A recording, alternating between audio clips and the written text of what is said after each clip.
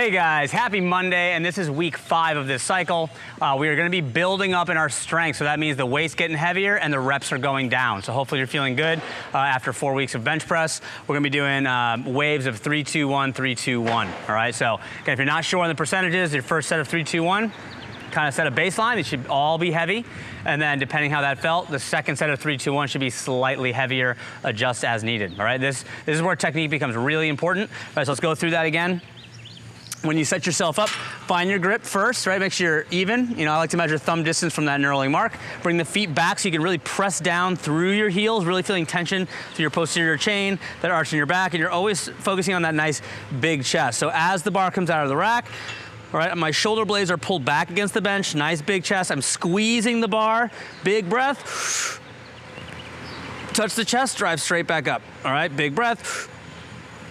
Boom, okay? And I'm trying to show you, again, I'm pressing through my heels, right, as I push. So what you don't wanna see is that the feet are flopping around out here, right? Not getting any pressure through the legs. This really helps if you've never felt that. Really practice it in your warm-up.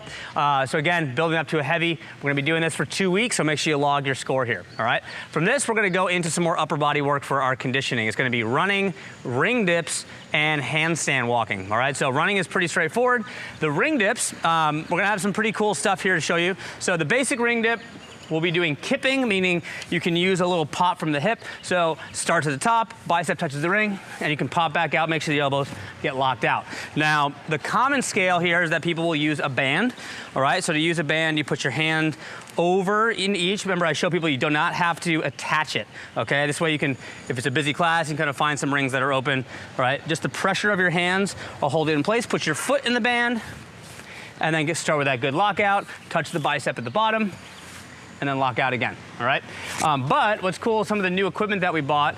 This is hard, even with a band, it's very wobbly. So if you're developing that basic strength, we now have 3 of these, what are called matador dip bars that are significantly easier just to develop that range of motion and strength. So again, you can do the same thing. You can do this with or without the band, okay? And you can use a band. All right, you can put your knee in, or you can put your foot in, okay? But again, this is if you've never tried it, we now have more options in class for you guys to share, all right?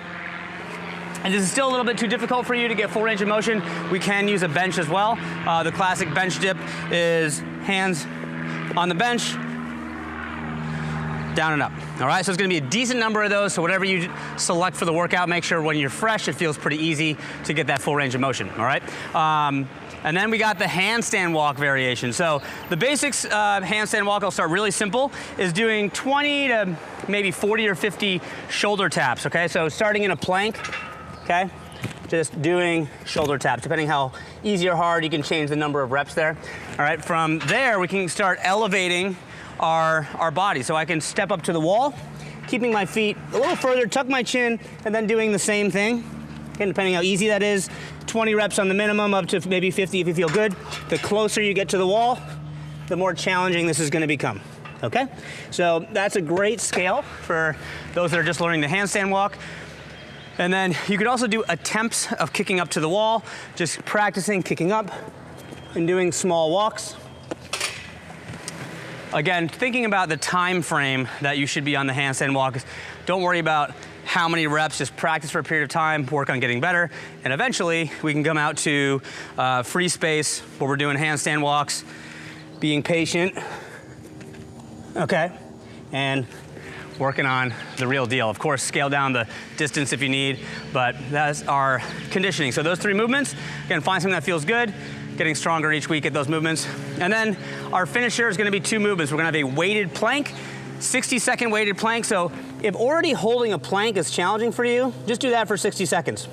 When you add weight, I always say we put it right in the center of the body, not up on the shoulder blades, so it's challenging your core, right?